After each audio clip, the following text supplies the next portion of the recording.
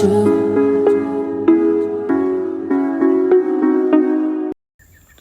guys, good night.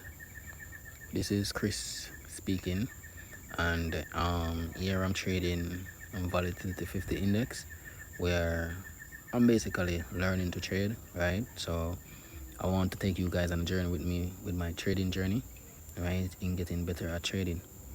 So one thing I've learned about trading over, because I've been trading now for like 1 year, a year and some couple months, well, almost 2 years, but basically like 2 months away, making it 2 year. I've been in trading, and trust me, I'm not profitable from trading as yet. I lost money, right? I lost money in trading, and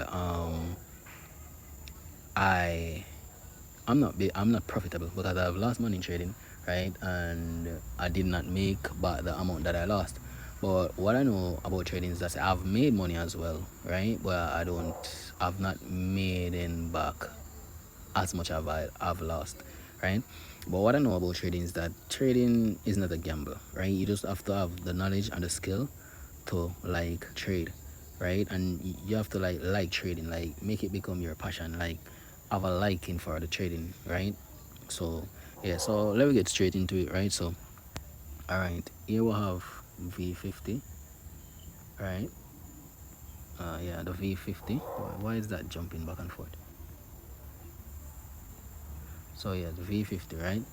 And volatility 50, right? So I basically trade like I'm learning like msnr and key levels and liquidity, right? Because those concepts are good if you can put them together to develop like a trading skill. So what I've learned so far is that the market likes key levels, right? So key levels is a big thing about trading. So once you're trading, you try your best to like learn key levels, because key levels is like something that is very important in trading, right? So we'll have key levels like, all right, let's see. So right, so the market actually pushed up, right? So this was an uptrend from here coming up all the way to here. We have an uptrend, right? So as you can see, the market is in an uptrend, then where the market actually, all right, the market actually made a pullback, because as you can see, we have consistent highs, higher lows, higher highs, higher lows, right? Higher high, higher lows. Like for example here, right? So you can mark it like this, right? Right, so we're going up, right? So as you can see, the market, and even the thing is that I learned about trading as well, you can use the line chart to actually give you a better concept of the market, because the line chart is also very, very important, right? So as you can see, we're having higher highs, higher lows, right? Keep going up. So here we reach a point where market actually gave us a pullback, which is right here, right? The market actually gave us a pullback right there, right? Let's clean up the chart a little. All right, so the market actually gave us a pullback right there, right? We'll have equal lows, right? Then the market actually break structure, right? So we have a breaker structure right here, right? Well, yeah, that didn't draw straight, but you get the concept. So we'll have a breaker structure right there in the market, right? So the market actually went ahead and break structure. We got a pullback. We got a pullback right here. So the market break structure, right? So continue to the upside. Then we got a pullback, and then we continue push high, pullback, push high, right? All right. So this is the thing that I learned about inducement, right? So the fact that we actually had a pullback right here in the market, right here, the here is where, because the market actually changed, right? So we got a double bottom right here, right? So the thing is, sellers step in and try to push down the market, right? But the buyer stepped in and pushed back up the market. So we have a change of structure, we have a breaker structure, right? So the thing is, let me get rid of that. All right.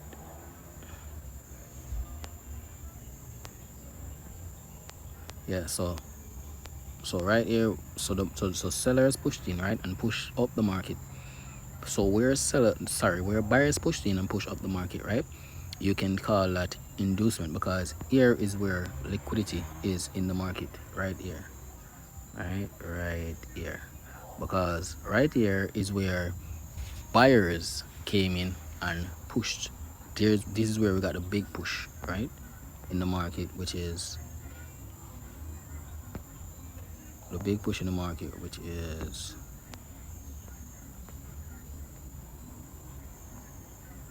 is right here. Starting from here, we got that push, right? So push, pull, correction, push, pull, correction. So we got a push right there, right? So the market will come back to search back for the liquidity to continue pushing higher, right? So here is where we have the liquidity, right here, right? As you can see,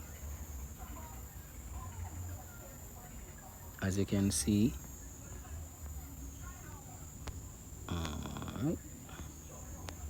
Bear with me. I'm new. I'm not, I'm just basically beginning as you guys, right? But I'm just walking through the process, right?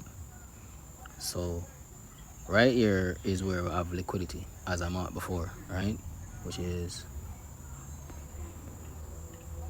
right here, right? So the market will retrace back in this area to actually take the liquidity, right? So we mark the last candle before the big up push, right? Which is this, right? And as you can see, right there is where the market come back to retest and continue to push up, right? Continue to push up. Then we got the market is in a range, right? But the market continues to push up. And this is the thing, you have inside key levels and you have like outside external and internal key levels. So if, as you can see, the market keep bouncing on this level right here, right?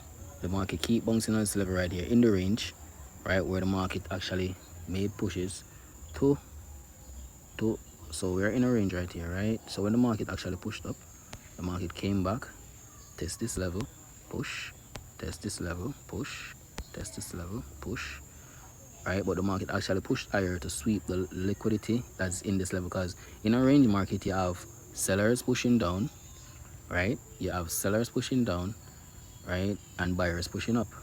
Sellers pushing down, buyers pushing up. So people put their stop losses above here, right?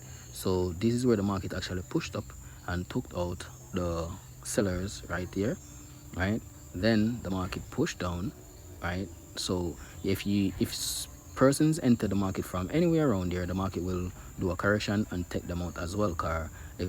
Because if persons entered from somewhere around here, they'll put their stop loss like close to any little any little place around here. So the market actually push up, took those out, right? Push up, took those out, right? Then the market push down, do a slight retracement again, then push down, right? So the market actually came back to test this level again, right? And from this level we had a push up, so break out of the range. The market actually break out of the range and actually pushed higher, right? And then now we're pushing. So this area is an area of liquidity, because remember, right here is where we had a strong push to the upside, right? So this level is considered a level of interest where there is liquidity in the market. So the market is actually pushing down now, where you can see live, right? So right here, let me go on the higher time frame.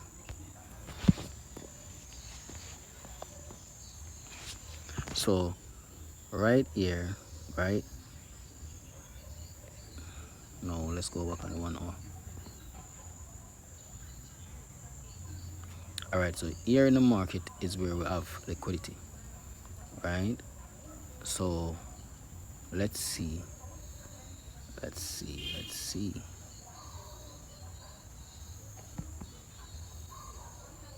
guys see right here is a fair value gap, right?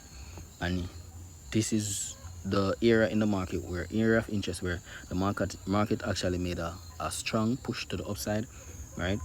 So the market will push to come to take out the persons right here in the market that push the market up, right? So you have buyers right here in the market, and the market will try to like come back to look for the area of interest where there is liquidity in the market, right? So far this is what I've been learning so far about trading, liquidity, where to spot liquidity levels, and where and key levels, and the msnr, right, where to mark out your levels in the market, right? So far this is what I've learned so far. So I hope this was somewhat knowledgeable to you guys, right? And as I go along, I will make more videos, right? And I will come back in the next one to show you where the market actually went and if it actually came to my level. Okay, so peace, see you in the next one, guys.